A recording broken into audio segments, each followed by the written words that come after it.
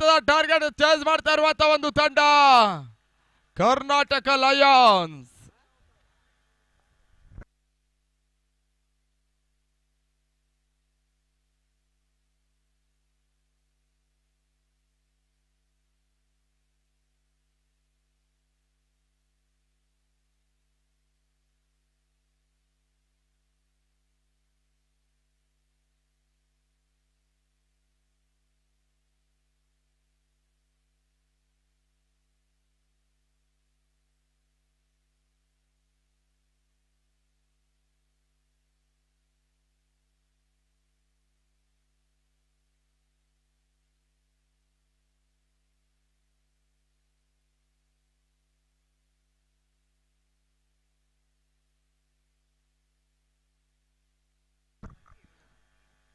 ಆರು ಎಸೆತ 7 ಓಟದ ಅವಶ್ಯಕತೆ.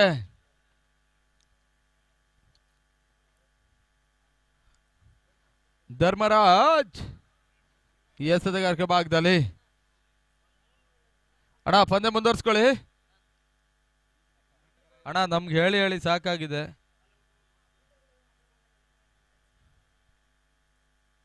ನಿಮ್ದು ಯಾವ ಆರ್ಗನೈಸರ್ ಒಂದು ಸ್ವಲ್ಪ ಹೋಗಿ ಹೇಳಿ.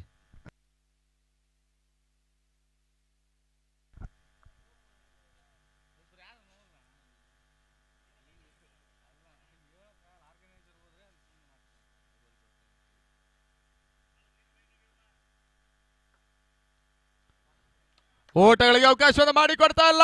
ಡಾಟ್ ಬಾಲ್ ಸೇರ್ಪಡೆ. 5 ಎಸೆತ 7 ಓಟದ ಅವಶ್ಯಕತೆ.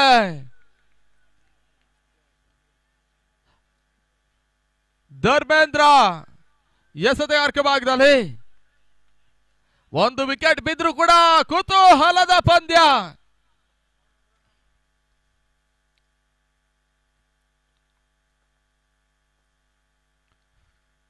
ಈ ಹಂತದಲ್ಲೇ ಚೆಂಡು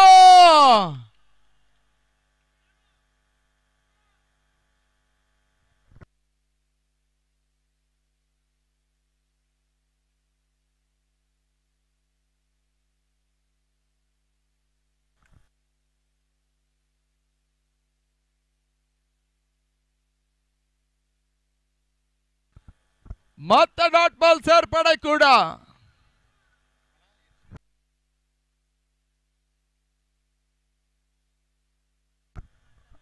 ನಾಲ್ಕಕ್ಕೆ 7 ಅತಿ ಹೆಚ್ಚಿನ ಒತ್ತಡ ಬ್ಯಾಟ್ಸ್ಮನ್ ಗಳಿಗಿದೆ. ಓಟಗಳಿಗೆ ಮತ್ತೆ ಅವಕಾಶವನ್ನು ಮಾಡಿಕೊಡಿದ್ದಾರೆ. ಬಹಳಷ್ಟು ಹೊಡೆತ ಎಸೆತ. ಮತ್ತೊಂದು ಡಾಟ್ ಬಾಲ್ ಸೇರ್ಪಡೆ. 3 ಎಸೆತ 7 ಓಟಗಳ ಅವಶ್ಯಕತೆ. ಬೌಲರ್ಗಳು ರಿಲೀಫ್ ಅಲ್ಲಿದ್ದಾರೆ. ಬ್ಯಾಟ್ಸ್ಮನ್ ಗಳಿಗೆ ಪ್ರತಿ ಚೆಂಡು ಒತ್ತಡವನ್ನು ಹೇರಬಲ್ಲಂತ ಪ್ರಯತ್ನವನ್ನು ಮಾಡ್ತಾ ಇದೆ.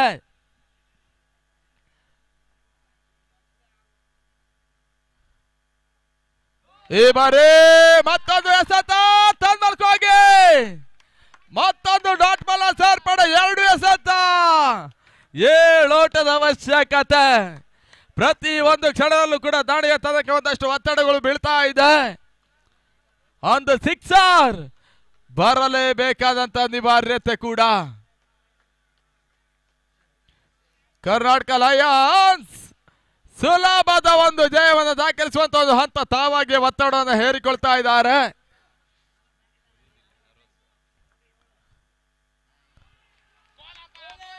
ಓಟಗಳಿಗೆ ಅವಕಾಶಗಳು ಬರ್ತಲ್ಲ. ಬಳಸುತ್ತವರ ಎಸೆತ ತನ್ಮೂಲಕ ಡಾಟ್ ಬಾಲ್ ಸೇರ್ಪಡೆ. 1 ಎಸೆತ 7 ಓಟದ ಅವಶ್ಯಕತೆ. ಎಸೆದಿರುವಂತ 5 ಚೆಂಡುಗಳು ಡಾಟ್ ಬಾಲ್ಗಳ ಸೇರ್ಪಡೆ.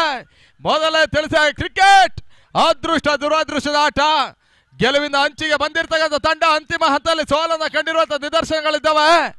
ಸೋಲಿನ ಅಂಚಿಗೆ ಹೋಗಿರುವಂತ ತಂಡ ಅಂತಿಮ ಹಂತದಲ್ಲಿ ಜಯವನ್ನು ದಾಖಲಿಸಿರುವಂತಹ ನಿದರ್ಶನ ಕೂಡ ಇದ್ದಾವೆ. 1 ಎಸೆತ 7 ಓಟದ ಅವಶ್ಯಕತೆ.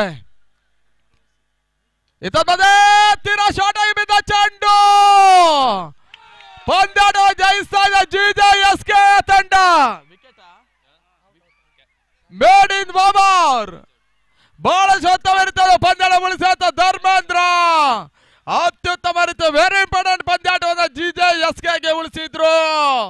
ಒಂದು ಮೇಡಿನ್ ಮವರ ತಂಡದ ಪ್ರಮುಖ ಪಾತ್ರವನ್ನು ವಹಿಸ್ತಾ ಇದೆ.